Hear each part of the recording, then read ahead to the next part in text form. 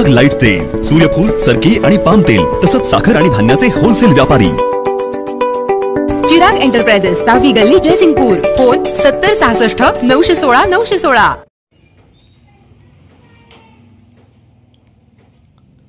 कोथळीत नागपंचमी निमित्त नागराज मित्र मंडळाकडून मिरवणूक, मूर्तीचे सुवासिनींनी केले विधिवत पूजन। कोथळीत आज मंगळवारी मोठ्या उत्साहात नागपंचमी साजरी करण्यात आली। विविध ठिकाणी नागराजाच्या मूर्तीचे सुवासिनींनी विधिवत पूजन केले। दिवसभर सुरू असलेल्या श्रावणसरीचा खेळ आणि त्याच्या जोडीला आलेल्या शाळांच्या सुट्टीमुळे पारंपरिक उत्साहात नागपंचमीचा सण साजरा करण्यात आला।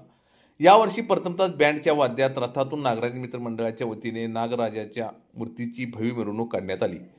सकाळी कैलासवासी बापू मारदाने यांच्या घरातून पारंपरिक पद्धतीने त्यांचे नातू संतोष हाळीज्वाले व अभिजित मारदाने यांनी डोक्यावर नागराजाची मूर्ती घेऊन काही अंतरावर रथात ठेवली। त्यानंतर फटाक्याच्या आतषबाजी आणि वाद्याने मिरवणुकीला प्रारंभ झाला।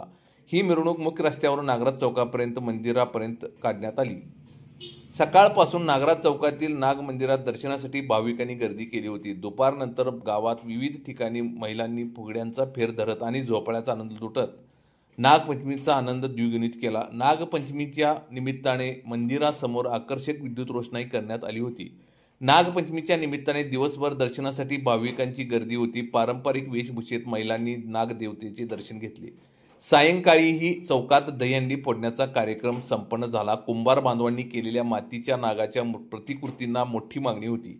नागपंचमीच्या निमित्ताने नाभिक समाज बांधवांनी व्यवसाय बंद ठेवले होते। नागपंचमी निमित्त मानकरी असलेल्या नाभिक समाज बांधवांनी मोठा सहभाग घेतला। यामध्ये नाभिक समाज कोल्हापूर जिल्हा महामंडळाचे कार्यकारी चिटणीस दत्तात्रय यादव, ज्येष्ठ शिवाप्पा संकपाळ, गुंडा हडपत आदींसह नागराज मित्र मंडळाचे पदाधिकारी व सर्व कार्यकर्ते मोठ्या संख्येने सहभागी झाले होते। कोथळी टाइम्स न्यूज चॅनलला सबस्क्राइब करा, लाईक करा, बेल आयकॉनला क्लिक करा। ताज्या घडामोडींसाठी आमचा नंबर आपल्या ग्रुपमध्ये ऍड करा।